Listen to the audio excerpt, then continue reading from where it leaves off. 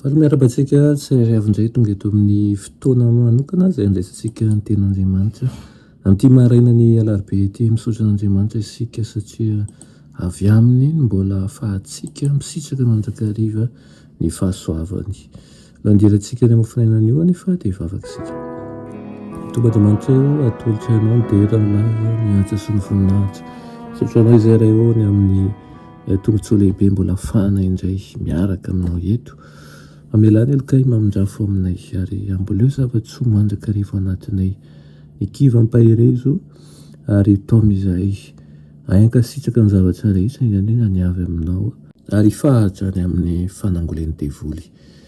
Koa mitenena ray io fa vonikainonao zahay aminaran'i Jesosy. Amen. Izay mofinainantsika androany dia manao hoe anjely mpiambina. Tany amin'ny Salamo fa 4:17 manao hoe ny anjelin'i Jehova mitoby manodidina izay rehetra matahotra azy ka mamonjy azy. Amen. Raha azony esorina ny sarina ka avela ho hitan'ny tsirairay ny asa tsy miato izay ataon'ny fianakavian'ny lanitra ho fiarovana ny mponina eto amin'ity tany ity amin'ireo fanangolen'ny Satana. Andrao izy ireo voataonan'ny paikadiny noho ny tsy firehana dia tsy hametraka toky sy fianterana be amin'ny tenantsony ny olona ankehitriny. Hitany aho fa ady mitohy no ifanaovan'ny tafiky ny lanitra amin'ireo anjelin'ny Satana mba azahoany fandresena ho an'ireo tsy mahatsapa akory ny loza izay mananontanyana anazy. Manodidina an'izao tontolo izao ireo anjely manakana amin'ny fisehosehon'ny Satana ho manana ny fahefana faratampony noho ny amin'ireo vahoaka betsaka momba azy. Tsy haintsika feo ary tsy hitan'ny masontsika ny asa ataon'ireo anjely ireo kanefa mifampitantana manodidina amin'izao tontolo izao izy ireo ka manara-maso tsy mitsahatra ary manosika an'ireo tafiky Satana mandra manisy tombo-kase eo amin'ny vahoaka an'Andriamanitra. Manana fahaiza-manao sy hery ary tanjaka lehibe ireo anjely mpanompon'i Jehova. Voatendry hidina avy any an-danitra izy ireo mba hiasa amin'ny vahoaka an'Andriamanitra ety an-tany, asa izay nampandrakenina azy ireo ny hanohitra ny fisavoaky ny herin'ilay nidina hoe dia toy ny liona izay mierina mitady izay harapany. Rehefa manakina tanteraka an'izay rehetra ananantsika sy ny momba antsika manontolo amin'Andriamanitra isika ary tonga eo amin'ny toerana sarotra sy mampidi-doza dia tokony ho tsarintsika fa handresy tokoa isika amin'ny anaran'ny mpandresy sy ny heriny.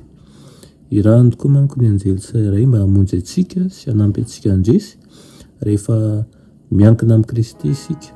Ao kanefa isika tsy hanam-po ny handresy raha tsy mandalo fahoriana satria niaro-pahoriany Jesosy mba handresy ho antsika.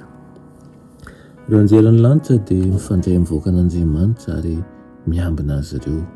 Manohitra an'ireo herin'ny aiziny izy ireo mba tsy hahatonga azy hifehy ireo izay handova famonjena ary moa fa isika miara-miasa tsara amin'ny anjely. Izany mankony no fantson'ny fifandraisana napetraky ny Tompo fa hifandraisana amin'ny olombelona ary indrindrandrindra mba azahoantsika ny fandresena izay fanomeny Kristy antsika. Izany dia aza kivy, aza mamoy fo fa fikiry mandrakariva Kristy izay tompon'ny famonjentsika. Fikiriny amin'ny teny fikasana izy fa hoy izy manao hoe ny anjelin'i Jehova mitoby manodidina izay rehetra matahotra azy ka mamonjy azy. Amen. Vavaka isika, ry Tompon'Andriamanitra eo mbola misaotra anao izahay ny amin'izany teninao izany.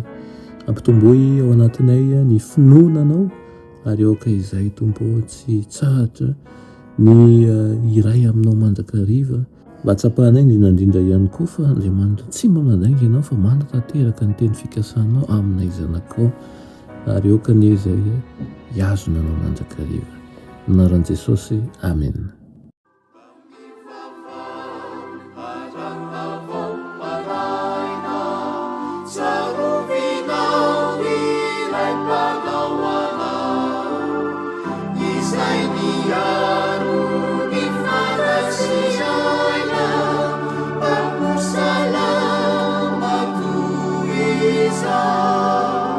Sa